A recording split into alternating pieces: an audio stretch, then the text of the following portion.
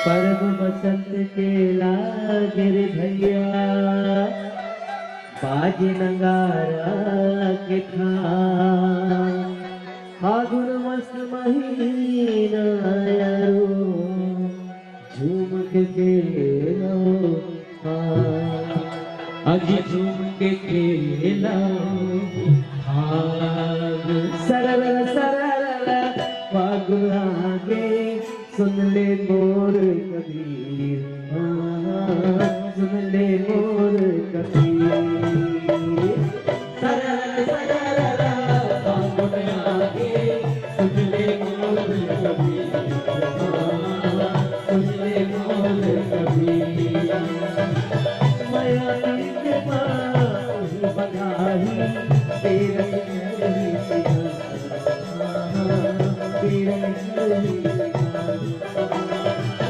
माया पीर के माऊली बधाई तेरा के करही बिना,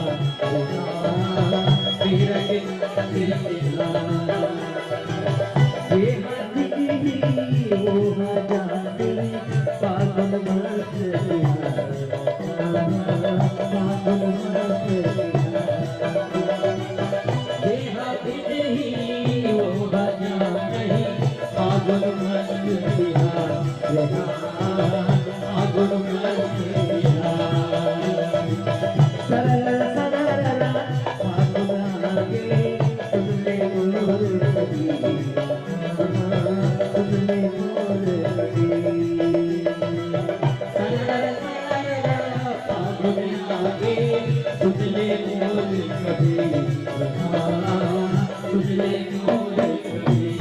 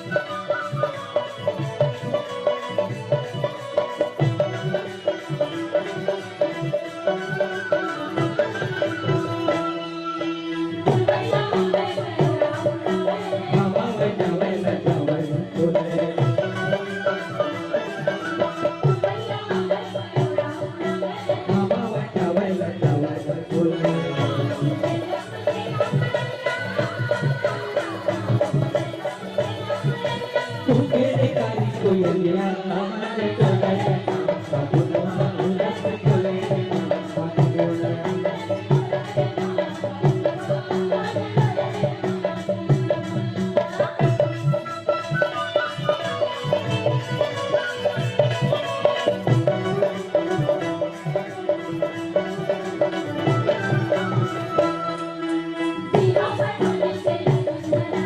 संगीत हुरिया पाया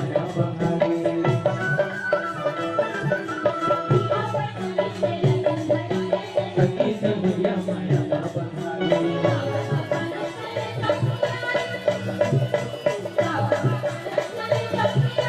बाजारों की संकरिया डोले फगुनवा उलट डोले फगुनवा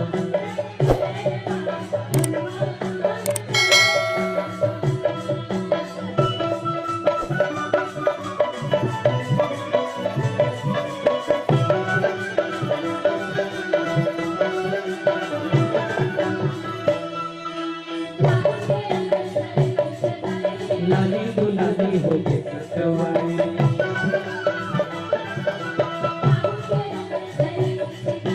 लाली दुलाली हो के सटवाई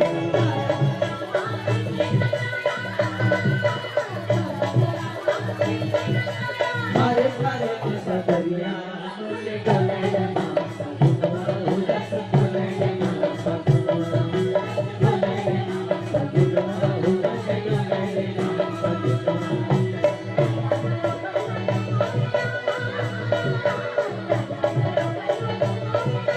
रानी सही पर सब फुलवा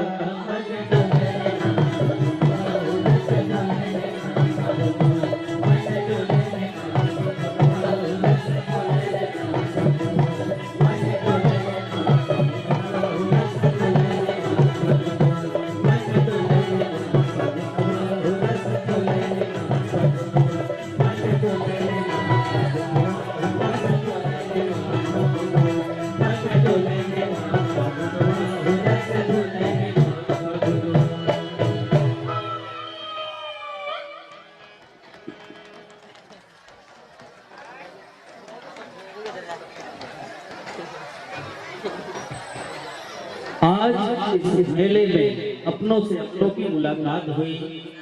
आज इस मेले में अपनों से अपनों की मुलाकात हुई। बेशक इस मंच पर कविता जी के सुरों की बरसात हुई और कविता वासनिक की छत्तीसगढ़ की वो गायिका है जो राजीव मेले के इस आलीशान मंच के लिए बेहद खास हुई, बेहद खास हुई। एक बार जोरदार ताली बजा के आप सम्मान कीजिएगा। सचमुच छत्तीसगढ़ की वो फनकार गायिका जो 1970 और 80 के दशक में जिस दौर में टेलीविजन भी नहीं हुआ करते थे, केवल आकाशवाणी रायपुर हुआ करते थे, तब के दौर से जो गायन शुरू की